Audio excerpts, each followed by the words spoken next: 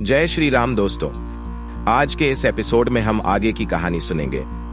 पहले एपिसोड्स में हमने देखा कि कैसे भगवान शिव का जन्म हुआ था। उनके जाने के बाद ब्रह्मा ने सृष्टि की रचना को आगे बढ़ाना था।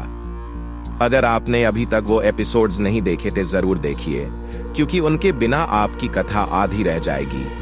चलिए शुरू करते हैं। ब्रह्मपुन ध्यान में लीन हो गए। इस बार उनके भीतर से 7 दिव्य ऋषि प्रकट हुए, जिनके नाम थे वशिष्ठ, मरीचि, अत्रि, अंगिरा, पुलस्त्य, पुलह और क्रतु। उन्हें सामूहिक रूप से सप्त ऋषि कहा गया। इसके उपरांत ब्रह्मा के हृदय से बैल के रूप में धर्म उत्पन्न हुआ।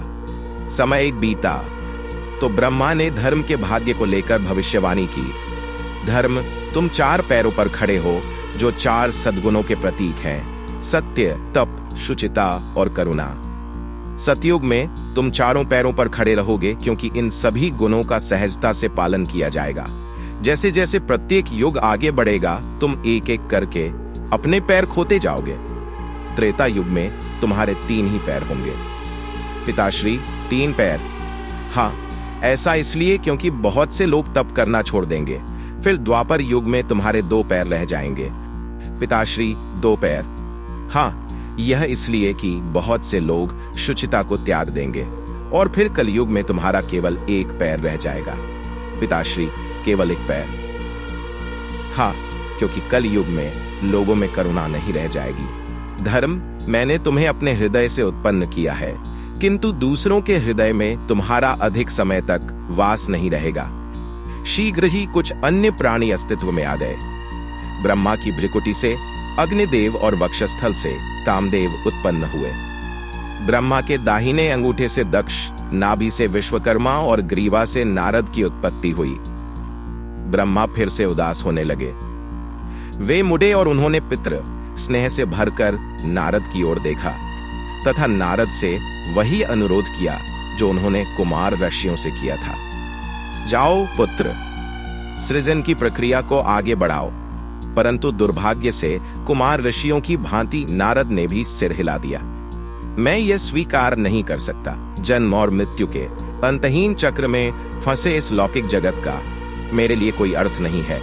मुझे केवल नारायण का लोक पसंद है, जो समय और स्थान के बंधनों से मुक्त है। आप मुझे भौतिक सुखों का रस प्रदान करना चाहते हैं, किंतु मैं परमानंद का अभिलाषी हूं। सृष्टिकर्ता से अब और सहन नहीं हुआ। पहले मधु और कैटभ ने ब्रह्मा को संकट में डाला था। उसके उपरांत उनके अपने चतुर्सन ने स्पष्ट रूप से उत्तरदायित्व लेने से मना कर दिया। फिर शिव ने ब्रह्मा की समस्या को 11 गुना बढ़ा दिया और अब नारद उनका साथ छोड़ रहे थे। ब्रह्मा को फिर से अपने भीतर क्रोध की ज्वाला भड़कती महसूस हुई, जो उनके हृदय और मस्तिष्क पर हावी हो रही थी। उसकी चकाचौंध में ब्रह्मा को और कुछ भी दिखाई नहीं दे रहा था। ब्रह्मा के होंठ खुले और उन्होंने शाप दे डाला। नारद, तुम गंधर्व बन जाओगे। एक भाट, यदि हर कोई भौतिक संसार से दूर भागेगा तो सृष्टि का कार्य कैसे चलेगा? यह सृष्टि अपने उद्देश्य को कैसे प्राप्त करेगी? नारद स्तब्ध रह गए। उन्होंने शाप को चुपचाप स्वीकार नहीं किया और कुछ ऐसा किया जो अकल्पनीय था। पुत्र ने पलटकर अपने पिता को शाप दे दिया। आप जिस तरह अपने रोष को नियंत्रित करने में विफल रहे हैं, उसी तरह आप वासना को रोकने में भी असमर्थ रहेंगे।